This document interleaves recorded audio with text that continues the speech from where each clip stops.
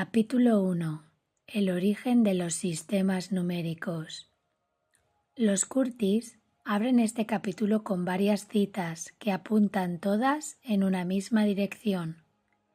Los números no son solamente una herramienta para contar, sino una clave para comprender el orden del universo. Entre ellas destaca una frase atribuida a Honoré de Balzac, uno de los grandes escritores franceses del siglo XIX. La cita es: Dios es un número dotado de movimiento, que se siente, pero no puede demostrarse. Y resulta llamativo que esta afirmación no procede de un sacerdote, un teólogo o un ocultista, sino de un autor conocido, precisamente por su intento de retratar la sociedad de su tiempo con el mayor realismo posible. Junto a esta reflexión encontramos también una cita de los Salmos. Enséñanos a contar nuestros días para que alcancemos la sabiduría. Y una referencia a Elena Blavatsky, quien afirmaba que toda cosmogonía, desde las más antiguas hasta las más recientes, se encuentra íntimamente relacionada con los números y las figuras geométricas. Aunque proceden de contextos muy diferentes, las tres citas parecen señalar una misma idea. Los números no serían únicamente una creación humana, sino una manifestación de un orden más profundo presente en la naturaleza y en el universo. La famosa afirmación atribuida a Pitágoras, todo es número, resume perfectamente el espíritu de este capítulo. La propuesta es sencilla pero radical. Detrás de las formas visibles existe un orden invisible y ese orden puede expresarse mediante relaciones numéricas. Desde esta perspectiva, los números no serían una invención humana, sino el descubrimiento de una arquitectura que ya existía en la naturaleza.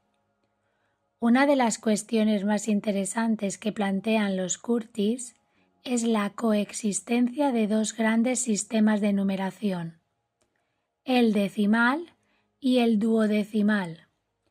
Según los autores, el sistema decimal habría sido considerado por algunas escuelas sacerdotales como un conocimiento especialmente importante y reservado. Sin embargo, el sistema duodecimal dejó una huella enorme en la historia de la humanidad.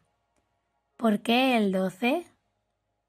Una explicación muy interesante se encuentra en nuestras propias manos. Si utilizamos el pulgar para recorrer las falanges de los otros 4 dedos, obtenemos 12 unidades, 3 falanges por cada uno de los 4 dedos. Con la otra mano podemos contar grupos completos de 12. 5 grupos de 12 nos dan 60. Este sencillo método podría explicar la importancia histórica de números como el 12 y el 60. Todavía hoy encontramos huellas de esta organización. Los 12 meses del año, los 12 signos del zodiaco, los 12 trabajos de Hércules, las 12 tribus de Israel, los 12 apóstoles, las 12 puertas de la Jerusalén celestial, las 12 horas del día y las 12 horas de la noche. Y también heredamos del antiguo sistema sexagesimal los 60 minutos de la hora, los 60 segundos del minuto, los 360 grados del círculo. No deja de ser llamativo que el capítulo siguiente del libro esté dedicado precisamente al símbolo del círculo. El número 60 posee además una característica extraordinaria. Es divisible exactamente por 2, 3, 4, 5, 6, 10, 12, 15, 20 y 30. Esta flexibilidad matemática explica en parte su enorme utilidad para medir el tiempo, el espacio y los movimientos celestes. Llegados a este punto aparece uno de los conceptos más fascinantes de la historia de las matemáticas, el cero.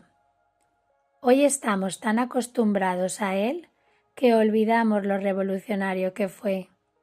El cero no representa una cantidad, representa la ausencia de cantidad.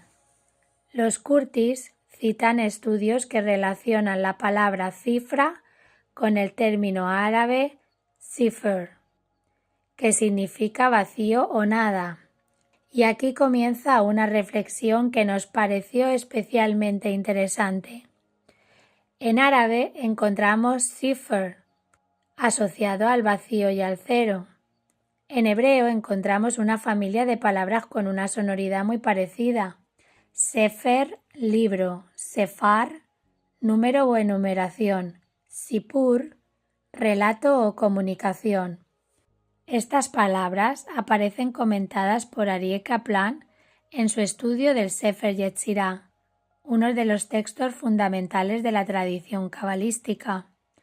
Kaplan explica que el primer versículo del Sefer Yetzirah relaciona precisamente estas tres ideas: libro, número y comunicación. Más adelante el propio texto habla de las 10 sefirot de la nada y de las 22 letras fundamento. Kaplan señala además que la palabra sefirá no significa exactamente número. Para número existe otra palabra hebrea, mispar. Sefirá tiene más bien el sentido de cuenta, enumeración o emanación. Nos encontramos así con una asociación muy sugerente entre número, palabra, relato, emanación y vacío. A partir de aquí queremos hacer una reflexión personal. No afirmamos una relación etimológica directa, pero resulta interesante comparar tres raíces procedentes de distintas tradiciones. En el árabe, sifr tiene el significado de vacío, cero. En hebreo, sefer, sefar, sefirá significa libro, número, emanación. Y en sánscrito, sfur significa brillar, vibrar, surgir, manifestarse. ¿Existe realmente una relación entre ellas? No lo sabemos, pero resulta fascinante que todas parezcan girar alrededor de ideas como la manifestación, la expresión, el surgimiento o la aparición de algo a partir de un estado potencial o de la nada. Quizás sea solamente una coincidencia lingüística, o quizá distintas tradiciones intentaron expresar una misma intuición, que toda manifestación surge de una realidad previa invisible y potencial. No profundizaremos ahora en esta cuestión, pero creemos que merece reflexión. El capítulo concluye con una advertencia muy interesante acerca del azar. Los Curtis critican la tendencia a considerar ciertos números como amuletos de la suerte o poderes mágicos por sí mismos. Para ellos los números no son talismanes, son expresiones de leyes universales. Lo importante no sería encontrar un número afortunado, sino comprender el orden que los números revelan.